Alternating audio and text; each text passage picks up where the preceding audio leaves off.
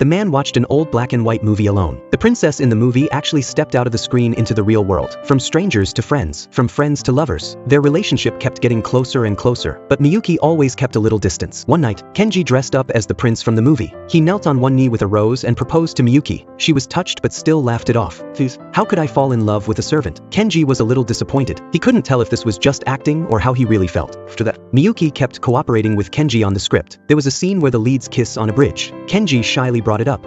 Miyuki didn't get mad. Instead, she walked to a phone booth. She closed her eyes longingly behind the glass. Kenji, both nervous and excited, worked up the courage and leaned in, but at the last second, Miyuki pulled away. She burst out laughing at how silly Kenji looked. They became even closer after that, but Miyuki started getting more sensitive. One day she accidentally spilled a drink. The water wiped off her makeup. She looked at her black and white skin and suddenly felt sad. No matter how pretty her makeup was, she was still from another world. Just then, the boss's daughter Kai-Su showed up. She'd seen Miyuki and Kenji together many times. She wanted to confirm their relationship, looking at Kai-Su's rosy hands, then at her own black and white skin. For the first time, Miyuki felt inferior. She quickly denied they were a couple. A sharp pain flashed through Miyuki's heart. She stared at her black and white fingers, lost in thought, as if making a decision. With Kai-Su's help, Kenji's script passed review. The boss personally picked him as the movie's director. Kenji was finally about to achieve his dream. He was so happy. That night, he asked Miyuki out to share the good news, but she seemed a little distant. Kenji told her he'd soon be a director and could give her happiness. At that moment, Miyuki finally told him the truth. She admitted she wanted to stay by Kenji's side, but it was impossible.